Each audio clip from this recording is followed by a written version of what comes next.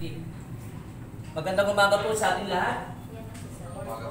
Ang pagbasa mula sa salita ng ating Panginoon sa Roma 13.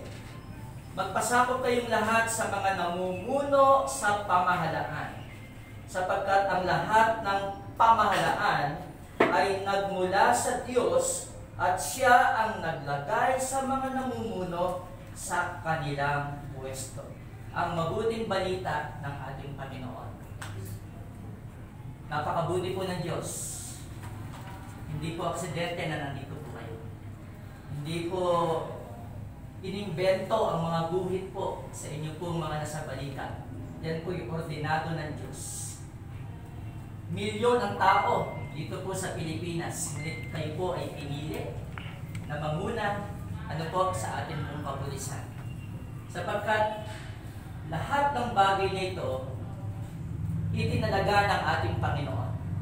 Maging ang iyong pagtayo, pagupo, alam ng ating Diyos. Ganoon siya ka-powerful upang tayo bigyan pansin at ganoon ang kanyang pag-ibig sa atin. At siya ang magpapatibay sa atin upang gampanan natin ang ating mga tungkulin.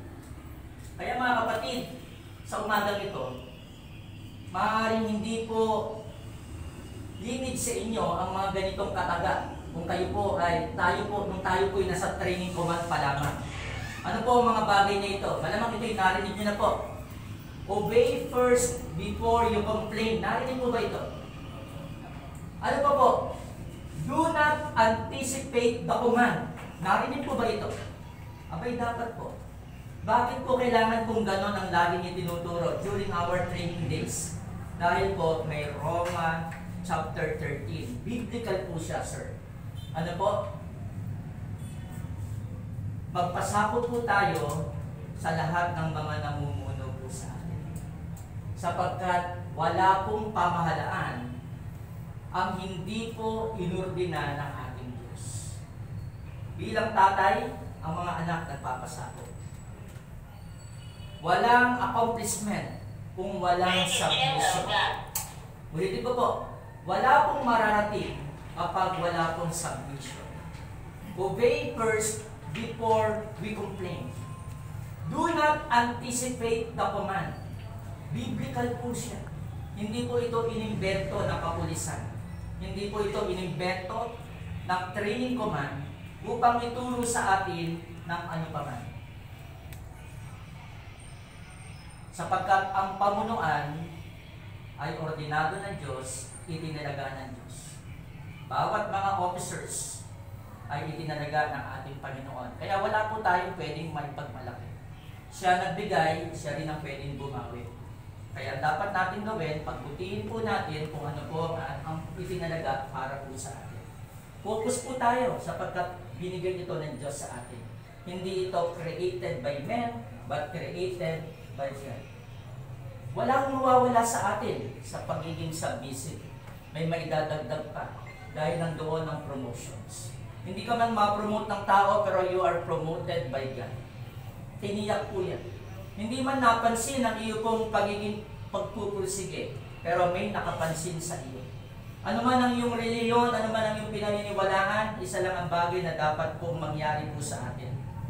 Hingin natin kung ano ang magagawa natin para sa ating bansa. Hingin natin kung ano magagawa natin sa departamentong ito. Hingin natin kung ano magagawa natin para sa bayan ng Taytay. Kung paano tayo makapagsisilbi. At huwag natin hingin kung ano mga bagay na makukuha natin sa kanila. Kundi kung ano ang maibibigay natin sa kanila. At yun ang tunay na relihiyon. Kung naniniwala ka bilang as Muslim, magpaka-loyal ka as Muslim. If you are a Catholic, be loyal to your religion. If you are a dating daan, naku po, magpaka-loyal po tayo doon. Dahil walang issue of religion. Ano po? Ang issue, be submissive. Dahil yon ay biblical at wala pong mawawala sa atin. Tayo po'y manalangin. Dakilang Diyos na makapangyarihan sa lahat. May kapangyarihan ka upang kami ay maging submissive sa authority sapagkat salita mo ito. Mas marami kaming magagawa kung kami po ay magpapasakop sa namumuno sa amin. Sapagkat hindi kami naglilingkod sa kanila, kundi naglilingkod kami sa iyo. Kaya Panginoon, pagpalain nyo ang bawat isang narito, empower them, Lord, to obey sa COP, sa regional director, sa mga namumuno sa amin. Maraming salamat sapagkat may kapangyarihan kang gawin ito, Panginoon, upang ang Taytay Rizal ay maging numero 1, maging huwaran sa pagsunod. At nandoon ang tunay na promotion. Salamat po sapagkat ikaw ang nagtalaga ng pamunuan at ikaw din ang may kapangyarihan upang bigyan sila ng karunungan kung paano mapamahalaan ang lahat ng kanilang sinasakupan. Sa pangalan ni Kristo Jesus, ang biyaya, ang sukdulang biyaya ay sumasa bawat isa. Sa pangalan ni Jesus, Amen at Amen. Magandang umaga po sa ating lahat. Morning.